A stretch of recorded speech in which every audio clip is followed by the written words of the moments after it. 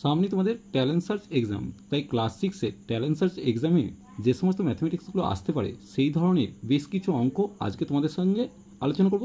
চলো, যদি ট্যালেন্ট সার্চে ভালো নম্বর পেতে চাও তাহলে চ্যানেলটির সাথে অবশ্যই তোমরা যুক্ত থেকো।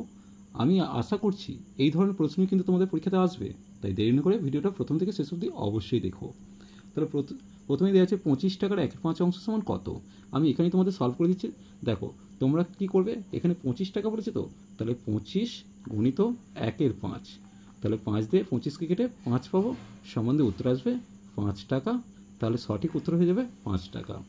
এরপর দেখো কত টাকার 1/3 অংশ সমান 4 টাকা।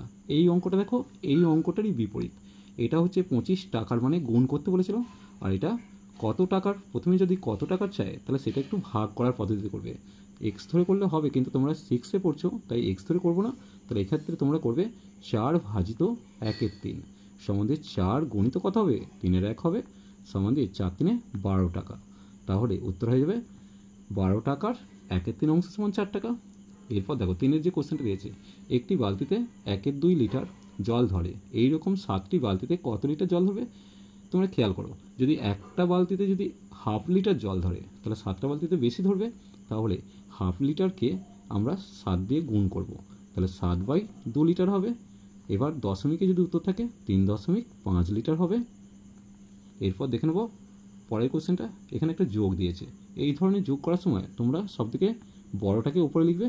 দেখো এটাকে লিখলাম, তার নিচে 0.0 এটা লিখলাম, তার নিচে 0.5, তার নিচে 1.5, তার নিচে 1 লিখলাম।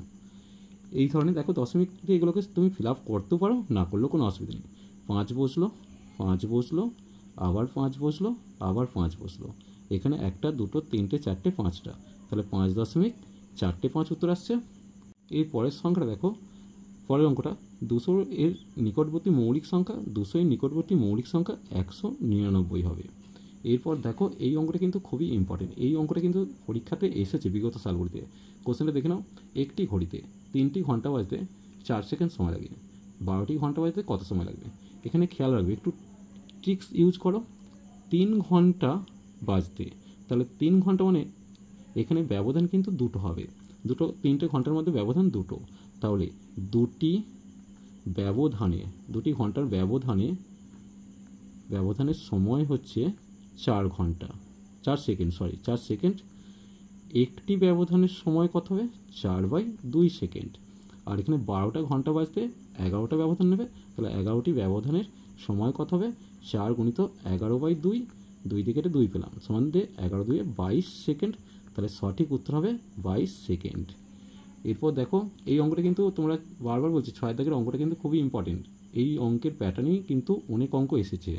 এখানে 3টি ঘন্টা বলবে, তাহলে এই জায়গাটা তোমরা 1 বিয়োগ করবে, এখানে 12টি ঘন্টা বললে এখানে 1 বিয়োগ করবে। এরপর দেখে নেব 1 থেকে 10 পর্যন্ত মৌলিক সংখ্যার সমষ্টি চেয়েছে। 1 থেকে 10 পর্যন্ত মৌলিক সংখ্যাগুলো আগে লিখে নিচ্ছি যোগফল আকারে। তাহলে প্রথম মৌলিক সংখ্যা 2, তারপর একটা 3, তারপর একটা 5, তারপর একটা 7। এগুলো হচ্ছে মৌলিক সংখ্যা। এদের যোগফলটা দেখে নেব। দেখো 7 3 10, 5 15 আর 2 17। তাহলে 1 থেকে 10 পর্যন্ত মৌলিক সংখ্যার সমষ্টি কত আসছে, 17। এর পরের কোশ্চেনটা, দুটি সংখ্যার যোগফল 28 বিয়োগফল 4 হলে বড় সংখ্যাটি কত। এগুলো কিন্তু তোমরা বড় হয়ে এক্স ওয়াই দিয়ে অঙ্কটা শিখবে, কিন্তু তোমরা যেহেতু 6-এ পড়ছো তাই তোমাদের প্যাটার্নে পাটিগণিতের নিয়মে করতে হবে। তাহলে তোমরা সেক্ষেত্রে কী করবে, বড় সংখ্যা প্লাস ছোট সংখ্যা যদি করো, তাহলে আমি এভাবে লিখছি, বড় সংখ্যা যুক্ত ছোট সংখ্যা সমান আমরা লিখে দেবো 28।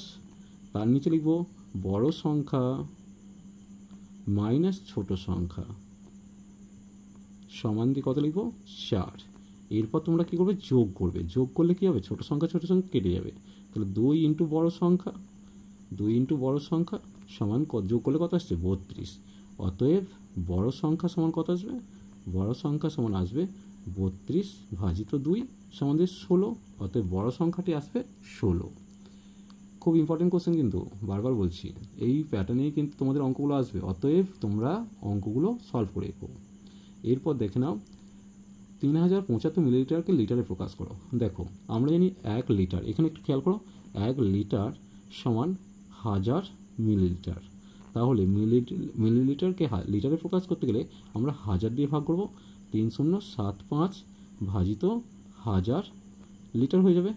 এবার দেখো 1000 দিয়ে ভাগ করলে 0.3 ঘরে এগোবে, তাহলে কত হবে 3.075 লিটার উত্তর আসবে। এরপর দেখে নেব 3×4 ভগ্নাংশের অনন্যকটি হলো 3×4 বলেছে, তাহলে 3×4 মানে আগে ভগ্নাংশটা লিখে নেব। এটা সমান কত হচ্ছে 3×5 15, 15 সাথে 4 যোগ করলে 19 আসবে, তাহলে 19/5 হচ্ছে ভগ্নাংশ। এর অনন্যক, তাহলে এর অনন্যক লিখতে গেলে কী লিখব, অনন্যক লিখলাম সমান উল্টে দাও, তাহলে 5/19, উত্তরটা আশা করছি পারবো। এরপর দেখে নেব একটি দেশলাই বাক্সের মোট তলের সংখ্যা কত।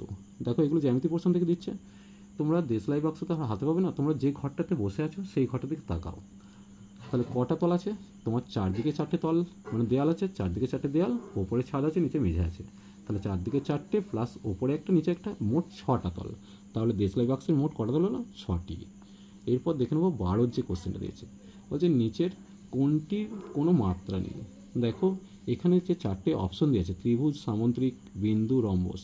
বিন্দু হচ্ছে এমন একটি জ্যামিতিক চিত্র যার কোনো মাত্রা নেই। চলো এই প্যাটার্নে যদি আরও অঙ্ক পেতে চাও অবশ্যই চ্যানেলটিকে সাবস্ক্রাইব করে নিও। চলো টাটা, বাই বাই।